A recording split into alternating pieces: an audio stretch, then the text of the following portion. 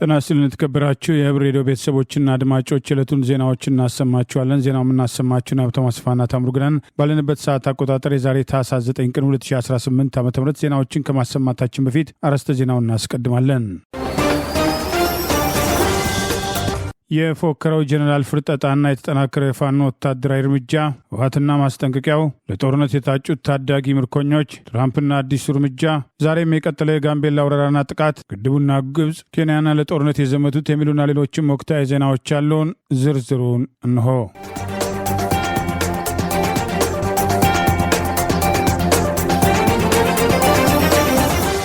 ፋኖ ቆሞ የማይዋጋበት ደረጃ አድርሰነዋል ሲል የነበረው የቀድሞ ምርኮኛ የአብይ አገዛዝ ስልጣን አስጠባቂ ጦር የጎጃም ኮማንድ ፖስት አዛዥ ሌተናል ጀነራል መሐመድ ተሰማ ከፋኖ ጥቃት ለጥቂት ማምለጡ ተገለጸ። የእሱና ሌሎች የፖለቲካ አመራር አጃቢዎች ጉዳት እንደደረሰባቸው የአማራ ፋኖ ብሔራዊ ኃይል ምዕራብ አማራ ቀጠና ቴዎድሮስ ዕዝ አስታውቋል።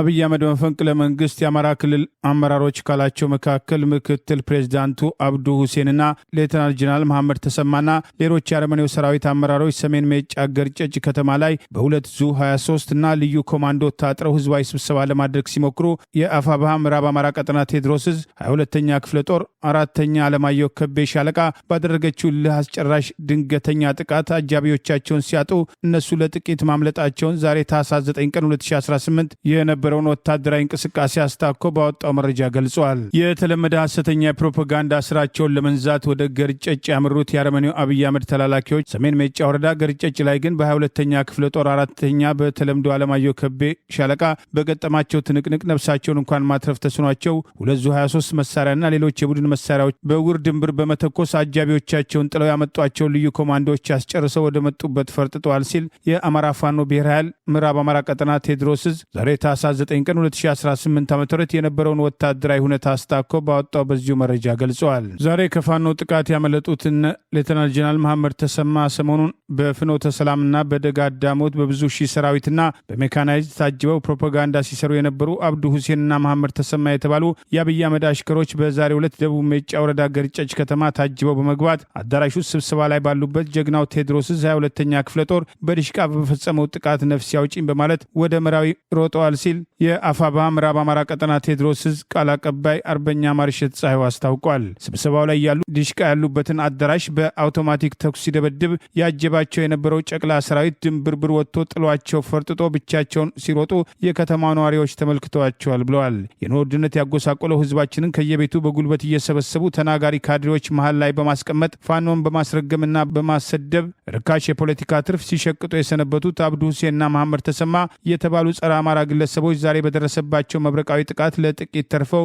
ነፍሳቸውን አትርፈው መራዊ ፈርጥጠው ገብተዋል ሲል አስታውቋል። ስብሰባው መበተኑን ጠቅሶ አጃቢዎቻቸው ቆስለው በጉልበት የሰበሰቧቸው የገርጨጭ ከተማ ነዋሪ ያለምንም ጉዳት ወደ የቤታቸው መመለሳቸውንም ገልጿል። ቃል አቀባዩ ጨምሮ እንደገለጸው የአማራ ክልል ፕሬዚዳንት በሚል በአብይ አህመድ የተሾመው ሌላው አረጋ ከበደ ዛሬ 2 ታንክ 2 ዙ 23 እና 2 ክፍለ ጦር እግረኛ ሰራዊት እያጀበው ጃዊ ፈንዲቃ ተገኝቷል ያለ ሲሆን አብዱ ሁሴንና መሐመድ ተሰማ ከደቡብ ሜጫ ገርጨጭ በድሽቃ ተባረው ነፍሳቸውን አትርፈው መራዊ ሲገቡ የማታ ማታ የጃዊውን ስብሰባ ሜጫ የተደረገ አስመስለው አመጡት። እውነታው ይሄ ነው በማለት እስከ መቼ በታንክ ውስጥ ተደብቃችሁ እንደምታመልጡን እናያለን በማለት አገዛዙ ያሰራጨውን ሐሰተኛ መረጃ ተቃውመዋል። ይህ በእንዲህ እንዳለ አገዛዙ በፋኖ ጥቃት የደረሰበትን ምት መቋቋም ሲያቅተው በግፍ 4 ሰላማዊ ሰዎችን መረሸኑን ምዕራብ አማራ ቀጠና ቴዎድሮስ ዕዝ ዛሬ ታህሳስ 9 ቀን 2018 ባወጣው ተጨማሪ መረጃ ገልጿል። አባ አልማው በግ እየጠበቁ ያሉ ሙሉቀን በላይ መኖ እያጨደ ያለ አለኸኝ አንዳርጌ የአእምሮ በሽተኛ አባዳኛ የተባሉ መነኩሴ ቤተክርስቲያን አገልጋይ የነበሩ 4 ሰላማዊ ሰዎችን በደጋ ዳሞት ወረዳና ደንበጫ ወረዳ ነጋዴ ቀበሌ ነዋሪ ሆኖ በግፍ ባገዛዙ ስልጣን አስጠባቂ ወታደሮች መረሸናቸውን አፋብኃ ምዕራብ አማራ ቀጠና ቴዎድሮስ ዕዝ ዛሬ ታህሳስ 9 ቀን 2018 ይፋ ባደረገው በዚሁ መረጃ ገልጿል። ህዝባዊ ወያነ ሓርነት ትግራይ ህወሓትም የፌዴራል መንግስቱ ወደ ትግራይ ክልል በሚገቡ ወሳኝ ቁሶች ላይ አዲስ ክልከላ በመጣል የትግራይ ክልልን ሊያሽመደመደው ነው ሲል ወቀሰ። በኢትዮጵያ ብሔራዊ ምርጫ ቦርድ ህጋዊ ሰውነቱ የሰረዘው የቀድሞ የፕሪቶሪያው የሰላም ስምምነት ፈራሚ ነገር ግን ዛሬም በትግራይ ክልል አውራ የፖለቲካ ፓርቲ ሆኖ የሚታየው ህወሓትም በትላንትናው ዕለት ባወጣው መግለጫም የፌዴራል መንግስቱ ለወራት ያህል ወደ ትግራይ ክልል ነዳጅም እንዳይገባ በመከልከል በትግራይ ክልል የትራንስፖርት አገልግሎት፣ የኢኮኖሚ እንቅስቃሴና መሰረታዊ ማህበራዊ አገልግሎቶች እያሽመደበደ ወይም ፓራላይዝድ እያደረገው ይገኛል። ይህም እርምጃ ከፕሪቶሪያው የሰላም ስምምነት የተቃረነ ነው ብሏል ህወሓት በመግለጫው። ለትግራይ ክልል ጊዜያዊ አስተዳደር ይሰጥ የነበረው የድጎማ በጀትም በፌዴራል መንግስቱ መቋረጡ የህዝብ አገልግሎት፣ የጤና፣ የትምህርት፣ የውሃ፣ የንጽህና አገልግሎት ከፍተኛ ችግር ውስጥ ወድቋል ያለው ህወሓት የመንግስት ሰራተኞች ያለ ደሞዝ ለመስራት ተገደዋል። ህወሓት የሚዘውረው ኤፈርት የባንክ አካውንቶቹ መዘጋታቸው በኤፈርት ውስጥ የሚሰሩ ሰራተኞች ስራቸውን እንዲያቋርጡና በ10 ሺዎች የሚቆጠሩ ሰራተኞች ያለ ደሞዝ ቁጭ እንዲሉ አድርጓቸዋል ብሏል። ወደ ትግራይ ክልል የሚሄደው የነዳጅ አቅርቦት ለምን ተቋረጠ? የኤፈርትስ የባንክ ሂሳቦች ለምን ታገዱ? ለሚለው ጥያቄ የፌዴራል መንግስቱም ሆነ አግባብነት ያላቸው ባለስልጣናት እስካሁን ድረስ የሰጡት አስተያየት የለም። ይሁን እንጂ ሰሞኑን ብርቱ ጫና የበረታባቸው የጊዜ አስተዳደሩ ፕሬዝዳንት ሌተና ጀነራል ታደሰ ወረደ በዚህና መሰል ጉዳይ ሊመክሩ ይሁን ባይታወቅም አንዳንድ መረጃዎች እንደሚገልጹት ጀነራሉ ወደ አዲስ አበባ መጓዛቸው በስፋትም ይነገራል። ጉና ክፍለ ጦር እስቴ ደንሳ ብርጌድ በጠላት ላይ ድል መቀዳጀቱን የአማራ ፋኖ ብሔራዊ ኃይል ሰሜን አማራ ቀጠና በላይ ዘለቀ ዕዝ ሜጀር ጀነራል ውባንታ ባተ አንደኛ ኮር የነበሩ ወታደራዊ ውሎችን አስታኮ ባወጣው መረጃ ገለጸ። የአማራ ፋኖ ብሔራዊ ኃይል ሰሜን አማራ ቀጠና በላይ ዘለቀ ዕዝ ሜጀር ጀነራል ውባንታ ባተ አንደኛ ኮር ጉና ክፍለ ጦር እስቴ ዳንሳ ብርጌድ ዛሬ ታኅሳስ 9 ቀን 2018 ዓ.ም ከንጋቱ 12 ሰዓት ጀምሮ የአማራ ጠሉ ፋሺስት ብልጽግና አገዛዝ ታጣቂዎች በጥምር ከቅዳሜ ገበያ እስከ ጥናፋ ከሾለክት እስከ ደንጎልት ቆሪጥን ይዞ በስቴ ደንሳ ብርጌድ አካል በሆነችው አንዷ ሻለቃ ላይ ጥቃት ለመፈጸም ሞክሮ የነበረ ቢሆንም ስቴ ደንሳ ብርጌድ በወሰደው ፈጣን እቅድ የብርጌዷ 2 ሻለቆች የጠላትን ኃይል መሃል ለመሃል ሰንጥቀው በማጥቃት በጠላት ላይ ከፍተኛ ሰብአዊና ቁሳዊ ኪሳራ ያደረሱ ሲሆን የስቴ ወረዳ መቀመጫ የሆነችው መካነ ኢየሱስ ከተማን ነጻ አድርገው መቆጣጠራቸውም ተገልጿል። የአብይ አገዛዝ ስልጣን አስጠባቂ ወራሪ ሰራዊትና አብረውት የተሰለፉት ባንዶች የብርጌዱን 1 ሻለቃ ለማፈን የተንቀሳቀሱ ቢሆንም በቆረጣ ውጊያ ጠላትን መድረሻ እያሳጡ መካነ ኢየሱስ ከተማ በመግባት ማቢ አቦ 0301 ደንጎልት መሃል አደባባይና ሌሎች የከተማዋ ክፍሎች ላይ ውጊያ በማድረግ ጠላትን መደምሰስ መቻላቸው መካነ ኢየሱስ ከተማን ሙሉ ለሙሉ መቆጣጠራቸውን አፋብኃ ምዕራብ አማራ ቀጠና ቴዎድሮስ ዛሬ ታኅሳስ 9 ቀን 2018 ባወጣው መረጃ አስታውቋል። ውጊያ የተደረገባቸው ቦታዎች ቅዳሜ ገበያ፣ ደስኳጭ፣ አጭቃን፣ ደንጎልት፣ ሾለክት፣ ማቢያቦ 0301 መሃል መካነ ኢየሱስ አደባባይ፣ አስተዳደር፣ ጥናፍና ሌሎች የከተማው ዙሪያ መዳረሻዎች ጭምር ውጊያ ተካሂዶባቸው እንደነበረ አስታውቋል። በዚህ ወታደራዊ እርምጃ በግፍ እስር ላይ የነበሩ የፖለቲካ እስረኞችን ነጻ ማውጣት የተቻለ ሲሆን በአውደ ውጊያ የተሳተፉ የጉና ክፍለ ጦር አካላትም የጉና ክፍለ ጦር ስራ አስፈጻሚና የክፍለ ጦር ቃኝና መሐንዲስ ሀገረ ቢዘን ብርጌድ፣ መቅደላ አምባ ብርጌድ፣ ናደው ሻለቃ ሲሆኑ በተጨማሪም የሜጀር ጀነራል ውባንታ ባተ ተወርዋሪ ክፍለ ጦር ያገዛዙ ስልጣን አስጠባቂ ወራሪ ሰራዊትን ከደብረ ታቦርና ከደራ ወደ እስቴ እንዳይገባ ግንዳ ጠመም ከተማ ላይ ዘግተው ጠላት ተጨማሪ ኃይል እንዳያገኝ በማገድ ዘግተው የጠላትን እንቅስቃሴ መግታታቸው ተገልጿል። የሜጀር ጀነራል ውባንታ ባተ አንደኛ ኮር ዛሬ በሰነዘሩት በዚህ ጥቃት 17 የጠላት ኃይል ሲደመሰስ 33 መቁሰላቸውን፣ 8 ክላሽና 1500 ተተኳሽ መማረካቸውን፣ 56 የፖለቲካ እስረኞች ነጻ መሆናቸውን ጠቅሷል። ይህ በእንዲህ እንዳለ በዚሁ ቀጠና ጣና ገላውዲዮስ ክፍለ ጦር ያገዛዙ ስልጣን አስጠባቂ ወራሪ ሰራዊትን ከአርብ ገበያ ተነስቶ ማክሰኝት ወደ ተባለች ከተማ በመሄድ 2 ሞተሮችና 6 የአርሶ አደር ክላሽ ዘርፎ መውሰዱን የጠቀሰው መረጃ ጠላት የዘረፈውን ዘርፎ ያወደመውን አውድሞ ወደ አርብ ገበያ እየተመለሰ በነበረበት ወቅት በተሰነዘረ የደፈጣ ጥቃት ቁጥራቸው በውል ያልታወቁ ያገዛዙ ስልጣን አስጠባቂ ወታደሮች ሲደመሰሱ በርካቶች መቁሰላቸውን ጣና ገላውዲዮስ ክፍለ ጦር ማስታወቁን አፋብኃ ሰሜን አማራ ቀጠና በላይ ዘለቀ ዕዝ ዛሬ ታኅሳስ 9 ቀን 2018 ይፋ ባደረገው በዚሁ መረጃ ገልጿል። የትግራይ ብሔር ተወላጅ የሆኑ ሴት እህቶች ወደ አገር ቤት ቢጠረዙ ለዳግም የጾታ ጥቃትም ሰለባም ሊሆኑም ስለሚችሉ እስራትና መጠረዝም ሳይሆን ልዩ ትኩረትም ያሻቸዋል ሲሉ የሰብአዊ መብት አቀንቃኝ ቡድኖችም አሳሰቡ። ኢምፓወርድ ሲስተር ሁድ መቀሌ፣ ጂኤምኢ ትግራይ፣ አምብሬላ ፎር ዘ ኒዲ፣ ይኮኖ፣ ሀራምቤና ሳባ የተባሉ የሴት የሰብአዊ መብት አቀንቃኞችም ዛሬ የሚከበረውን ዓለም አቀፍ የስደተኞች ቀን በማስመልከት ባወጡትም ግልጽ የጋራ ደብዳቤም ለበርካታ ተጋሩ እህቶች ወደ ኢትዮጵያ መመለስ ማለትም ያልሻረው የመፈናቀል፣ የጾታ ጥቃት፣ የደህንነት ዋስትና እጦት፣ በደቦ የመደፈር፣ መገረፍም፣ ያለ ፍላጎት መጸነስም ቁስላቸው ዳግም እንዲመረቅዝ ማድረግ ስለሚሆን ሊታሰብበት ይገባልም ብለዋል። ምንም አይነትም ቅድመ ጥናትም ምርመራም በደህና ስለመመለስም እናም ትኩረትም ሳይደረግበትም ሴት እህቶችን በጅምላ በማሰር ወደ አገር ቤት እንዲመለሱ ማድረግም የጾታ ጥቃቱን ሸሽተው የተሰደዱ እህቶቻችን ዳግም የጥቃቱ ሰለባ ማድረግ እንደሆነ የገለጹትም የጾታ ተኮር የመብት ተሟጋቾቹ የተሻለ ህይወት በመሻት በየመንና በኤደን ባህረ ሰላጤ በኩል ወደ መካከለኛው ምስራቅ የሚሰደዱ በርካታ ኢትዮጵያን ስደተኞችም ለመታፈን ለመደፈርና ለኃይል የጉልበትም ስራም ከዚያም አልፎ ለሞትም እየተዳረጉ እንደሆነ አሳስበዋል።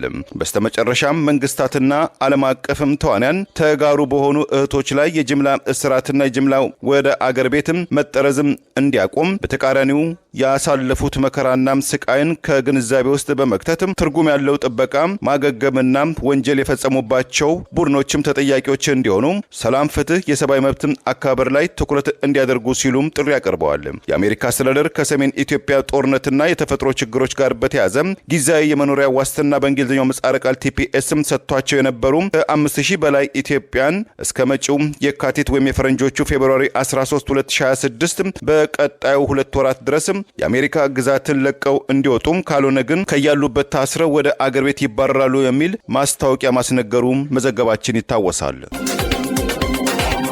ምስራቅ አማራ ቀጠና ምኒልክ ዕዝ ሻለቃ አዛዡን ጨምሮ 12 ያገዛዙ ወታደሮችን መደምሰሱን አስታወቀ። ከወታደራዊ እንቅስቃሴ ጎን ለጎን ነጻ በወጡ አካባቢዎች አስተዳደሮች መመስረትና ስልጠና የወሰዱ አዳዲስ ፋኖችን ማስመረቁንም አስታውቋል። የአማራ ፋኖ ብሔራዊ ኃይል አፋብኃ ምስራቅ አማራ ቀጠና ምኒልክ ዕዝ ንጉስ ሚካኤል አሊኮር ኢንጂነር ደሳለኝ አሰፋ ክፍለ ጦር ጥላሁን ፈንታው ብርጌድ የፋኖ ኃይል መካነ ሰላም ዙሪያ ወረዳ ቢሊ ታዳጊ ከተማ ውስጥ ዛሬ ከንጋቱ 11 ሰዓት ጀምሮ እስከ ቀኑ 5 ሰዓት ድረስ በተደረገ ውጊያ ጠላት ላይ ከፍተኛ ሰብአዊና ቁሳዊ ኪሳራ በማድረስ ድል መቀዳጀታቸውን ምኒልክ ዕዝ ዛሬ ታኅሳስ 9 ቀን 2018 ይፋ ባደረገው በዚሁ መረጃ ገልጿል። በመካነ ሰላም ዙሪያ ወረዳ ቢሊ ታዳጊ ከተማ በነበረው በዚሁ ውጊያ የጥላሁን ፈንታው ብርጌድ ፋኖዎች ከፍተኛ የጦር ሜዳ ጀብዱ መፈጸም 15 የአገዛዙን ስልጣን አስጠባቂ ወታደሮችና የ45ኛ ክፍለ ጦር ሻለቃ አዛዥን መደምሰሳቸውን የጠቀሰው መረጃ በዛሬው ተጋድሎ ቁጥራቸው በውል ባይታወቅም በርካታ የአገዛዙ ስልጣን አስጠባቂ ወታደሮች መቁሰላቸው ቁስለኞች በአምቡላንስ ተጭነው ወደ መካነ ሰላም ጀነራል ሆስፒታል መወሰዳቸውንም ገልጿል።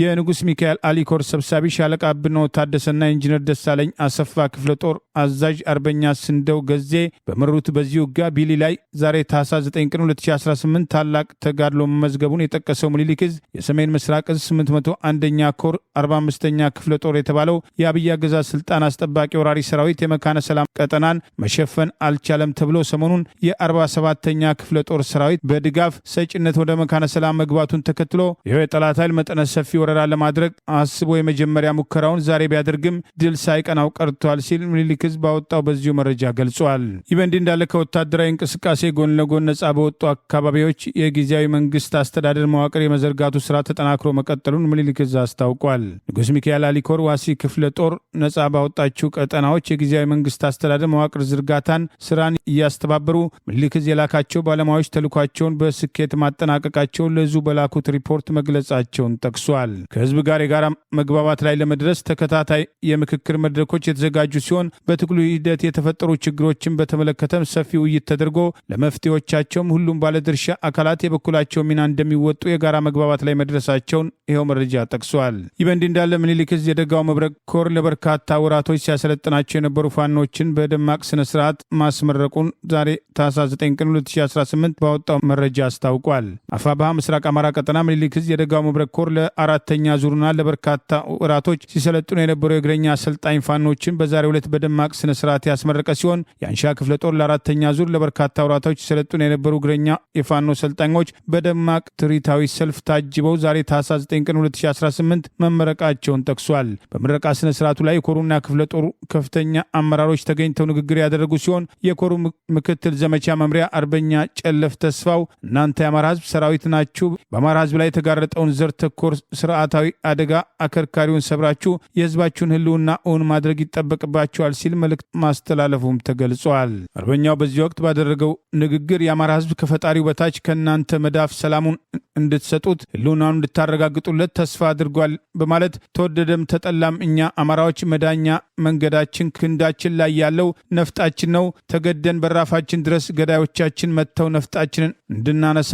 አድርገውናል። ለዚህ ደግሞ መሰልጠን መታጠቅና ዘመኑ የሚዋጀውን ሆነው መገኘት ይጠበቅብናል። ያለን አማራጭ አንድና አንድ ነው፣ ማሸነፍ ብቻ በማለት ለተመራቂዎቹ ባስተላለፈው መልእክት አጽንኦት መስጠቱን የአማራ ፋኖ ብሔራዊ ኃይል ምስራቅ አማራ ቀጠና ምኒልክ ዕዝ ዛሬ ታኅሳስ 9 ቀን 2018 ባወጣው በዚሁ መረጃ ገልጿል። የአብይ አገዛዝ አፍኖ ወደ ወታደራዊ ማሰልጠኛ ሲወስዳቸው የነበሩ ታዳጊዎችን በማስለቀቅ ምስክርነት እንዲሰጥ ማድረጉን የአማራ ፋኖ ብሔራዊ ኃይል ምዕራብ አማራ ቀጠና አስታወቀ።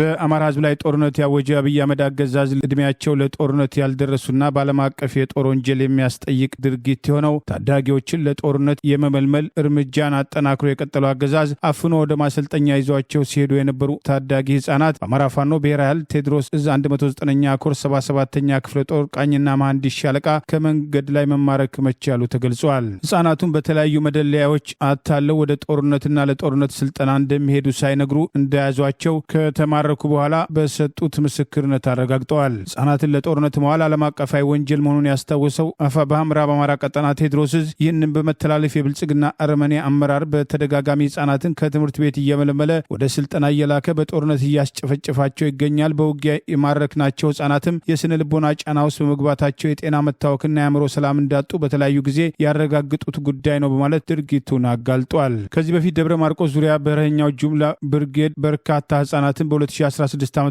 ማስለቀቁን ያስታወሰው ቴዎድሮስ ዕዝ ዛሬም ታፍነው ወደ ማሰልጠኛ ቦታ ሲሄዱ የነበረው የአማራ ህጻናት በአፋብኃ ቴዎድሮስ ዕዝ 109ኛ ኮር 77ኛ ክፍለ ጦር ቃኝና መሐንዲስ ሻለቃ ወደ ቤተሰቦቻቸው ከመሸኘታቸው በፊት ስልጠና የሰጣቸው መሆኑን ዛሬ ታኅሳስ 9 ቀን 2018 ይፋ ባደረገው መረጃ አስታውቋል። እነዚህ 13 እና 14 ዓመት ታዳጊዎች ታፍነው ወደ ውትድርና ሳያውቁት ወደ ማሰልጠኛ እየተወሰዱ መሆናቸውን በሰጡት ምስክርነት አረጋግጠዋል።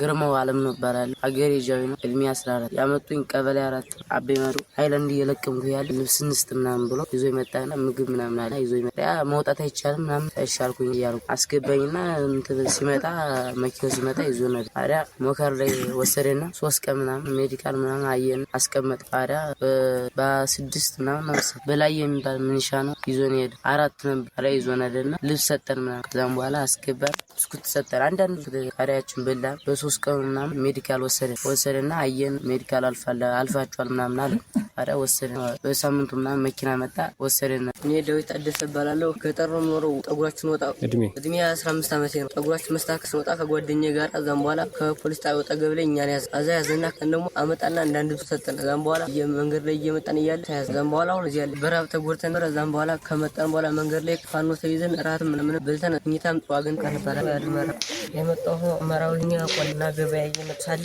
መንገድ ያዘና በቃ እንደና አብደናል ምናምን ታያየ ነገጣይና እና ተፈልጋለና ተፈልግ መውጣት ይችላል ማንኛውም አዝቆያልና ብዙ የገባ ሰው አለ ያው እንደ ተቀምጨ ቆየውና ዛ መፍትሄ የለውም ማዛ ሰነብን ታልታን ይበል ብዙ ከኔ ያላነሱ ብዙ ከኔ ያላነሱ ይበልጣሉ ቃልኝነት ግና ለመቀያ ከዛ ፎቶ ማንሳት ነው ጤና ጣቢያ ወስዱና መሳለ መንገድ ያለ እዛ ታላዝ በኋላ አመጡና አራታብና ብር እንኳን ያለ ላላዞ ሰጣን ተንከባከቡ።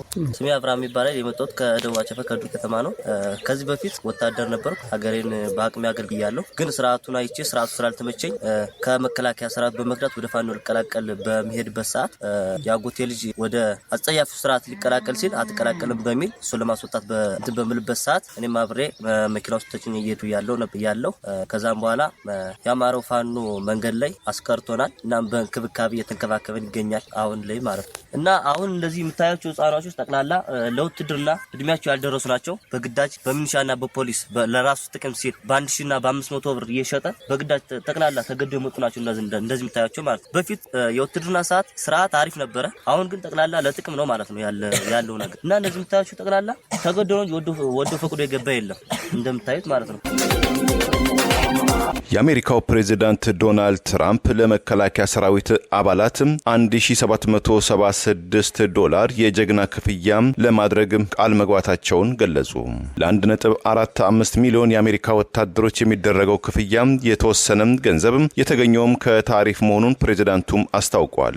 በትላንትናው ምሽት ለሀገራቸው ሕዝብ በቴሌቪዥን መስኮት ንግግር ያደረጉት ዶናልድ ትራምፕ ቼኩ ወጥቷል ብለው ክፍያውም ለገና በዓል እንደሚደርሳቸውም ቃል ገብተዋል። ዶናልድ ትራምፕ በምጣኔ ሀብትና በስደተኞች ጉዳይ እስካሁን ያሉትን የዘረዘሩም ሲሆን ዲሞክራቶች ደግሞ ክፉኛም ሲነቅፏቸውም ተስተምሏል። ጠንከር ያለ ንግግር ያሰሙት ፕሬዚዳንቱም አሜሪካ የተሻለ መንገድ ላይ እንዳለችም ደጋግመው ሲናገሩም ተስተውለዋል። ዶናልድ ትራምፕ የሸቀጥ ዋጋም እየቀነሰ ይመጣል ቢሉም አሜሪካውያን በቤት ዋጋ፣ በህፃናት ዕቃና በጤና ጉዳይ ደስተኛ እንዳልሆኑ መረጃዎችም ይገልጻሉ። ለ18 ደቂቃ የቆየ ንግግር ያደረጉት ትራምፕ የጀግናም ክፍያ ያሉትን ገንዘብ ጠቅላላው ወጪ 2.57 ቢሊዮን የአሜሪካን ዶላር መሆኑን ጠቅሰው በሀገራቸው የምስረታ ዓመት የ1776 ስም ይከፈላል ብለዋል። ፕሬዚዳንቱ እንዳሉት የገንዘቡ የተገኘውም ከታሪፍና ግዙፍና ውብ ካሉት ቢል ከጠሩት በጀት መሆኑንም አስታውቀዋል። ከወታደሮቻችን በላይ ይህ የሚገባው ነገር የለምም ሲሉ አጽንኦትም ሰጥተዋል። ፕሬዚዳንቱ በንግግራቸውም በዛም ደስ የሚባል ንግግር አላሰሙም የተባለም ሲሆን አብዛኛው ንግግራቸው ክፍል ግነትና ያልተረጋገጡ መረጃዎችም ማሰማቻቸው ተመልክቷል። ምጣኔ ሀብቱን ለማነቃቃት እንዲሁም በቀድሞ ፕሬዚዳንት ባይደን የተከሰተ ያሉትን የዋጋ ግሽበት ለመቀነስ የሚያደርጉትን ጥረትም ደጋግመው ሲያነሱም ተስተውለዋል። ለዚህም የቀድሞውን ፕሬዚዳንት ጆ ባይደንን ስም ከ7 ጊዜያትን በላይ አንስተዋል። ያለፈው የመስከረም ወር የምጣኔ ሀብት አሃዞች እንደሚጠቆሙት የዋጋ ግሽበቱ 3% ሲሆን ሸማቾችም ይህንን ግሽበት መቋቋም አለመቻላቸውን በምሬትም እየገለጹ ይገኛል። ይህ በዚህ እንዳለ ፕሬዚዳንት ትራምፕ በሁለተኛው የዋይት ሃውስም ቆይታቸው በመራጮች ዘንድ ያላቸው ተቀባይነት ባለፈው 11 ወራት በ8% ማሽቆልቆሉ ጥናትም ገለጸ። ኤመርሰን ኮሌጅ ካለፈው ታህሳስ ወይም ከፈረንጆቹ ዲሴምበር 14 እስከ 15 2025 ከ1000 ንቁ መራጮች ጋር ባደረገው ዳሰሳና ዛሬ ይፋ ባደረገው የህዝብ አስተያየት ባለፈው ጥር ወይም በፈረንጆቹ ጃንዋሪ 2025 ስልጣን ሲይዙ የነበራቸው 49% ተቀባይነት ዛሬ ላይ ወደ 41 ወርዷል ብሏል። 50% መራጮች ፕሬዚዳንቱ አሰራራቸው ደስተኛ አይደለም ብለዋል። ኢሚግሬሽን በተመለከተም 37% የመራጮች ይሁንታ ያገኙት ፕሬዚዳንት ትራምፕ ገበያውን በማረጋጋት ረገድ 38% የጤና ዋስትናና ኦባማ ኬርን በማስከበር 14% ይሁንታም ተሰጥቷቸዋል። በሌላ የህዝብ ዳሰሳ ኤንፒአር ባካሄደው አስተያየት 36% አሜሪካውያን መራጮች ፕሬዚዳንት ትራምፕ ኢኮኖሚውን በመገንባት ረገድ ይሁንታ የሰጧቸው ሲሆን ይህም አሃዝ ባለፉት 6 ዓመታት ከፍተኛ ኪሳራ የታየበት ወቅት ነው ብሎታል። በጋምቤላ ያለው ሁኔታ እጅግ አሳሳቢ በመሆኑ ዓለም አቀፉ ማህበረሰብና የኢትዮጵያ ህዝብ ሁኔታውን በአግባቡ ሊረዳ ይገባል በማለት የአካባቢው ተወላጅ የሆኑት የኢትዮጵያ ሀገር አድን ንቅናቄ ምክትል ሊቀመንበር አስታወቁ። በጋምቤላ ሰሞኑን የከተማው ፖሊስ አዛዥ ግድያን ተከትሎ የደቡብ ሱዳን ታጣቂዎች የወሰዱት ያለው የሰብአዊ መብት ጥሰት ተጠናክሮ መቀጠሉን፣ ድንበር ጥሰው ገብተው እስከ ጋምቤላ ከተማ ድረስ ጭፍጨፋ ሲፈጽሙ በአብይ አህመድ የሚመራው መከላከያ ሰራዊትም ሆነ በአካባቢው ያለው ፌዴራል ፖሊስ እንዳላስቆማቸውና አብይ አህመድ ተጨማሪ ሰራዊት ሲጠየቅ ሰራዊት የለይም የኦሮሚያ ልዩ ኃይል አካባቢው ላይ መከላከል ያደርጋል ተብሎ ትዕዛዝ የተሰጠ ቢሆንም የኦሮሚያ ልዩ ኃይል የራሱን ክልል ጸጥታ የመጠበቅ ስልጣን ያለው ቢሆንም የጋምቤላን ጥቃት ይከላከላል ተብሎ መጥቶ ቆሞ ከመመልከት ውጪ የደቡብ ሱዳን ታጣቂዎች የሚያደርሱትን ጥቃት መከላከል አለመቻሉን አካባቢውን ለቀው መሄድ ያልቻሉ መሸሽ ያልቻሉ አዛውንቶች ሳይቀር በታጣቂዎቹ መጨፍጨፋቸውንና በአኝዋክ ብሔር ተወላጆች ላይ ያነጣጠረው ጥቃት ሆን ተብሎ ከአገዛዙ ጋር በመናበብ የሚደረግ መሆኑን ቆሞ መመልከታቸው ግልጽ ማሳያ መሆኑን አቶ ኦባንግ ኦማን የኢትዮጵያ ሀገር አድን ንቅናቄ ምክትል ሊቀመንበርና የአካባቢው ተወላጅ በጋምቤላ ያለውን ሁኔታ በተመለከተ ከብር ሬዲዮ ጋር ባደረጉት ሰፋ ያለ ቃለ መጠይቅ ገልጸዋል። ከዚህ ቀደም በኦነግ ሸኔ ስም ከደቡብ ሱዳን ታጣቂዎች ጋር ግንባር በመፍጠር የተደረገ የጥቃት እንቅስቃሴን ህዝቡ ራሱን ለመከላከል በወሰደው እርምጃ በጋምቤላ ከተማ ውስጥ በርካታ የኦነግ ሸኔ አባላት መደምሰሳቸውን ተከትሎ የአብይ አገዛዝ ቂም ይዞ ቆሞ እያስጨፈጨፈን ይገኛል በማለት መከላከያ ባለበት ሀገር ድንበር ጥሶ ላውንቸርን ጨምሮ የቡድን መሳሪያ የያዙት የደቡብ ሱዳን ታጣቂዎች እንዴት በኢትዮጵያ ዜጋ ላይ ይህን ሁሉ ግፍ ሲፈጽሙ አገዛዙ ቆሞ ይመለከታል? አይቶ እንዳላየ የታየ የሆነበት ኢትዮጵያን አፍርሶ ኦሮሚያ የምትባል ሀገር ለመፍጠር እየተንቀሳቀሰ ያለው አብይ አህመድ አገዛዝ ድብቅ የፖለቲካ ፍላጎቱ ግልጽ ማሳያ ጋምቤላ እየተፈጸመ ያለው ድርጊት በመሆኑ ሌላውም ኢትዮጵያዊ በጋምቤላ የደረሰው ጥቃት በቸልታ እንዳይመለከተውና ዓለም አቀፉ ማህበረሰብ በአኝዋክ ብሔር ተወላጆች ላይ እየተፈጸመ ያለውን የዘር ጭፍጨፋ በአግባቡ ሊረዳ እንደሚገባ ጥሪ በማድረግ ይህንኑ ለማድረግ ለተባበሩት መንግስታት ድርጅት የሰብአዊ መብት ኮሚሽን ጨምሮ ለተለያዩ ዓለም አቀፍ ተቋማት ጉዳዩን ለማስረዳት ጥረት እንደሚያደርጉ ገልጸዋል። በጋምቤላ በተደጋጋሚ የደቡብ ሱዳን ታጣቂዎች አልፎ አልፎ ጥቃት ሲያደርሱ በአካባቢው ያለው መከላከያና የፌዴራል ፖሊስ ጭምር እርምጃ እንደማይወስድባቸው ከዚህ ቀደም አቶ ኦባንግ ኡማን በማስረጃ ጭምር በማስደገፍ ቅሬታ ማቅረባቸው አይዘነጋም። የኢትዮጵያ ህዝብ ይህን ነገር ተረድቶ ራሱ ባለበት ራሱ ቢጠነቀቅ አይ ቲንክ ኢዝ ፋይን። ምክንያቱም አሁን በእኛ ብቻ በጋምቤላ ህዝብ ብቻ ላይ ሆነ እንጂ ነገ እኮ ሌላ አካባቢ the same thing እንትን ሊሆን እኮ ነው። ምክንያቱም ማዕከላዊ መንግስት እንደዚህ አይነት ለዘብተኝነት ካለው ምንድነው ታዲያ መንግስት አለ ተብሎ እንትን ቢደረግ? ይሄ ራሱ አጠያያቂ ጉዳይ ነው። በአሁኑ ጊዜ ፖለቲካሊ በጣም አስቸጋሪ ነው። ምክንያቱም ሁሉም ሰው አይቶታል። እዛ አሁን ጋምቤላ ያለው ማህበረሰብ ራሱ የሚናገረው ነገር የለም። እንዲያውም መንግስት አለ ብሎ የሚያምን ሰው አይደለም። በአሁኑ ሰዓት ራሱ ያንዳንዱ ራሱ ጠብቀው ነው እንግዲህ የሚደርስብኝ እግዚአብሔር ብቻ ይጠብቀኝ ነው። ሌላ እንትን የለም። ይሄ ነው በቃ አሁን በማህበረሰቡ ዘንድ ያለው እንትን። ምክንያቱም እነሱ ባሉበት ነው ንብረት ሲዘረፍ፣ የሰው ህይወት ሲጠፋ፣ ሰው እንዳወረ በየከተማ ሲያድኑት፣ ምን ሲያደርጉት፣ ይሄ ሁሉ ሲያደርጉ ትናንሽ ልጆች ናቸው እንግዲህ መስዋዕትነት የከፈሉት። ትንሽ ሁኔታው እንትን የሆነው እና ይሄንን ሁሉ እንደ አዛውንቶች ሁሉ መንቀሳቀስ የማይችሉ ሰዎችን አንደኛው የክፍለ ከተማ ኮንትሮል ሲያደርጉ ያቺ ክፍለ ከተማ ኮንትሮል ሲያደርጉ አዛውንቶች መሄድ የማይችሉት ቤት ውስጥ ሆኖ ነው እኮ እንደ እንትን ሆኖ የገደሉት ማል ከተማ ውስጥ። እንግዲህ ይሄ ባለበት እንግዲህ ምንድን ነው የሚታሰብ? ይሄ መከላከያ ዳር ድንበር ነው የሚጠበቅ እንደ ህጉና እንደ ህገ መንግስቱ ከሆነ መከላከያ ደግሞ የሀገር ሉዓላዊነት ሲወረር በግንባር ቀደም እንትን የሚሆኑ እነሱ ናቸው። እነኚህ ሰዎች እኛ ነግረናቸዋል። የትኛው ግለሰብ ነው ላውንቸር ይዞ የሚመጣ ማን ነው? የትኛው ግለሰብ? እነኚህ ሰዎች ደግሞ ከየት ጋር እንደመጡ ይታወቃሉ። እንዴት እንደመጡ ደግሞ ስቴፖች ሁሉ ከታች ከዳር ድንበር ጀምሮ ስቴፖች ሁሉ ጠብቆ ነው ማል ከተማ ውስጥ የደረሱ። ይሄ አንደርስታንድ ያላደረጉት በምን አይነት መንገድ ነው እንግዲህ ማየት የሚችሉ? ምክንያቱም እነኚህ ሰዎች ከላይ አልወረዱም። በአንድ ቀን ደግሞ ድንበር ጥሰው አልመጡም። በሞተር ቦት ሁሉ ተጭኖ ነው የመጡት። ከዛ በኋላ ስቴጅ ባይ ስቴጅ ሰዎችን እየገደሉ እዛ ለስራ የሚሄዱት ምን የሚሆኑት እዛ የሚመላለሱ መኪናዎች ሁሉ ለከተማ 50 ኪሎ ሜትር ሲቃል ሁሉ ሰው ሁሉ እየረሸኑት። ይሄ ሁሉ ሲደረግ የአብይ መንግስት ባይኑ እያየ ነው። አላቅም ማለት አይችልም። አይቶታል፣ ተነግሮታል፣ ሪፖርት ተደርጎለታል። እኛ ደግሞ ጮኸናል ከዚህ። ስለዚህ ይሄንን እንግዲህ ያው ከበስተጀርባ ያለው ነገር እንግዲህ ግልጽ ቢሆን ይሻላል። ምክንያቱም ይሄ ህዝብ ደራሽ ከሌለው የግብጽ የውጭ ጉዳይ ሚኒስትር ባድር አብደል አቲም የኢትዮጵያው ታላቁ ህዳሴ ግድብን የጥፋት ግድብ ነው ሲሉም ከዲፕሎማሲ ለዛ ያፈነገጠም ትችት ሰነዘሩ።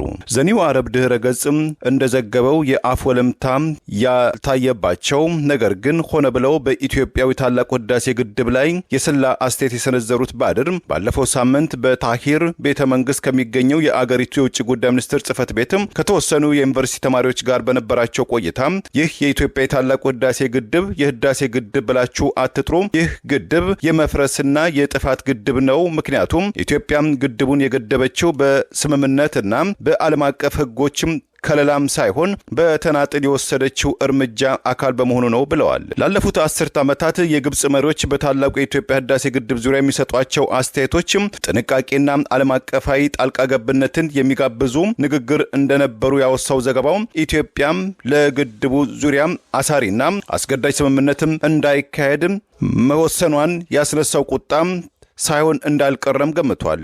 የግብጽ መሪዎች በኢትዮጵያው ታላቁ ህዳሴ ግድብን በቀጥታ የማጠልጠል ዘመቻቸው መግፋታቸውን የገለጸው ዘገባው የአገሪቱ የውሃና የመስኖ ሚኒስትር ያኒን ሳዊ እንዲሁም ቀደም ሲል የታላቁ ህዳሴ ግድብን ህጋዊ ያልሆነ ኢሌጋል በአግባቡ የማይተገበር ለታችኛው የተፋሰሱ አገራትም ዳፋው የከፋ ነው የሚል አስተያየት ሰንዝረዋልም ብሏል።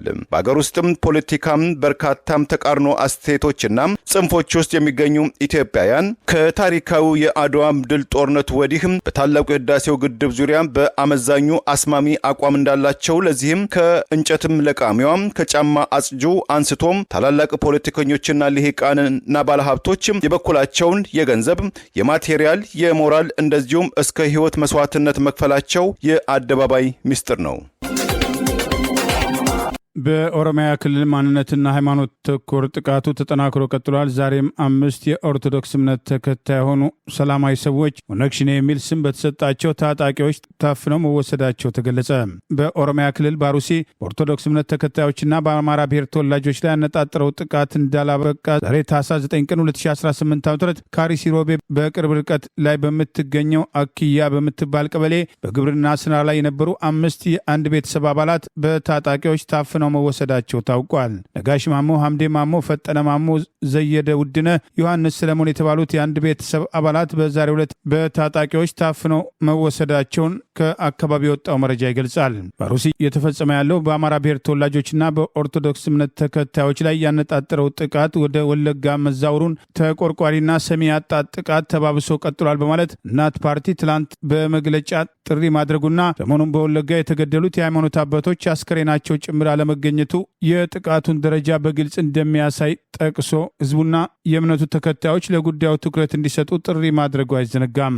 ካለፈው ጥቅምት 2018 ጀምሮ በዚህ ዓመት እንደ አዲስ ያገረሸውና ዛሬ ድረስ የቀጠለው በኢትዮጵያ ኦርቶዶክስ ተዋሕዶ ቤተክርስቲያን የሃይማኖት አባቶችና ምዕመናን ላይ በኦሮሚያ ክልል አሩሲ የተፈጸመው ሃይማኖት ተኮር ጥቃት በቅርቡ ዞብል ፖስት ባወጣው ምርመራ ጥቃቱ ሃይማኖት ተኮር መሆኑን አስታውቆ በሽርካ ወረዳ ከክርስቲያኖች በተጨማሪ በእስልምና እምነት ተከታዮች ላይ የተፈጸመ ጥቃት እንደ አይኤስ፣ አልሸባብ ወይም ቦኮ ሐራም ያሉ እስላማዊ ታጣቂ ቡድኖች በሚገኙባቸው ሀገራት ውስጥ በተቆጣጠሯቸው አካባቢዎች ርዕዮተ ዓለማዊ አስተሳሰቦችን ተቃርነዋል ወይም ሕግ ተላልፈዋል ባሏቸው ሙስሊሞች ላይ ከሚፈጽሙት የበቀል ጥቃት ጋር የሚመሳሰል መሆኑን ድርጊቱ በውጭና በአገር ውስጥ ከአልሸባብና አይሲስ ጋር የተገናኘ ቡድን ጭምር ከጥቃቱ ጋር የሚገናኝ መሆኑን ገልጾ ሰፊ ሪፖርት ማቅረቡ አይዘነጋም። በዚህ የምርመራ ሪፖርት ውስጥ በአሩሲ በኦርቶዶክስ እምነት ተከታዮች ላይ አነጣጥሮ እየተፈጸመ ያለው ጥቃት ራሱን በይፋ ያልገለጸው የአልሸባብ ክንፍ በኢትዮጵያ ስለመኖሩ ማሳያ መሆኑን በዝርዝር ጠቅሷል። ይህ በእንዲህ እንዳለ በኦርቶዶክስ እምነት ተከታዮች ላይ በአሩሲ ጨምሮ እየተፈጸመ ያለው ጥቃት ትኩረት ሊያገኝ ይገባል። ምንም እንዳልተፈጠረ በአደባባይ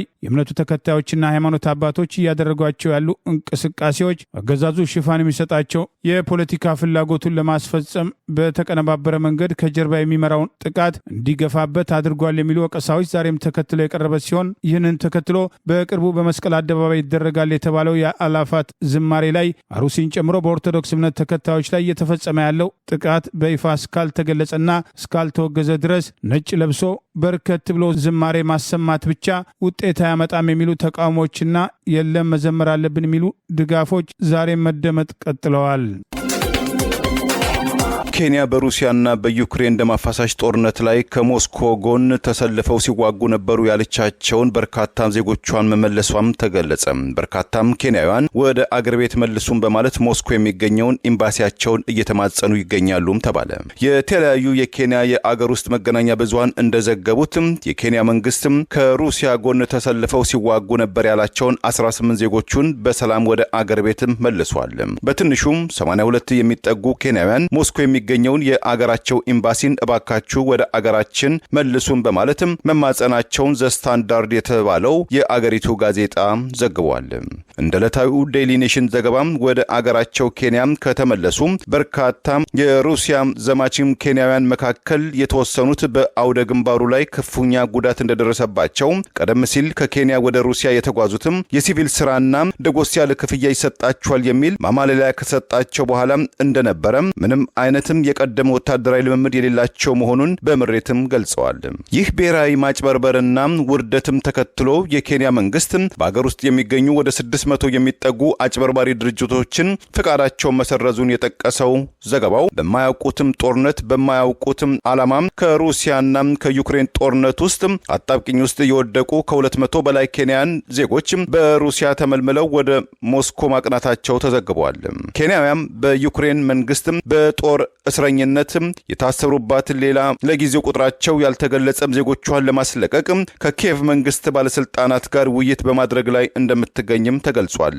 እንደ ኬንያን ሁሉ በሩሲያም ደላሎችም ተታለው ከጦርነት ውስጥ የተማገዱ በርካታ የአፍሪካን ዜጎች የሚገኙ ሲሆን አንድ አፍሪካዊ ለኢንሳይደር በሰጠው እማኝነትም ፓስፖርቴን ወሰዱ፣ በምትኩ ጠመንጃም አሸከሙኝ፣ ጊዜው ባለፈበት ወቅት ነው በዩክሬን መሬት ውስጥ አውደ ግንባር ውስጥ መሆኔን ያወቅኩትም ብሏል። የሩሲያና የዩክሬን ደም አፋሳሹ ጦርነት በተቀሰቀሰ ሰሞን ሩሲያ ኢትዮጵያንን ለውትድርና ትመለምላለች የሚል መረጃን ተከትሎ በርካታ ወጣት ኢትዮጵያን ስራ ፈላጊዎች አዲስ አበባ በሚገኘው የሩሲያ ኤምባሲ ደጃፍ ላይ የመኮልኮላቸው ጉዳይ ያስነሳው መነጋገሪያ ርዕስን ተከትሎ የሩሲያ መንግስት ወሬውን ማስተባበሉ መዘገባችን ይታወሳል። ለዛሬ ያሉን ዜናዎች እነዚህ ናቸው። ዜናውን ስታደምጡ ለቆያችሁ የህብር ሬዲዮ ቤተሰቦችና አድማጮች ምስጋናችን ድረሳችሁ። የህብር ሬዲዮ ኦፊሻል ዩቲዩብ ቻናላችንን ሰብስክራይብ ያላደረጋችሁ ሰብስክራይብ በማድረግ በተጨማሪም የደውል ምልክቱን በመጫን የህብር ሬዲዮ ቤተሰብ እንድትቀላቀሉ በአክብሮት እንጋብዛለን። እንደ ወትሮ ሁሉ የህብር ሬዲዮ ቤተሰቦች ፕሮግራሞቻችንን ላይክ በማድረግ ሼር በማድረግ አስተያየቶቻችሁን በመስጠት አብሮነታችሁን እንድትገልጹ በአክብሮት እንጠይቃለን። በድጋሚ እናመሰግናለን። ጤና ይስጥልን። ቸር እንቆይ።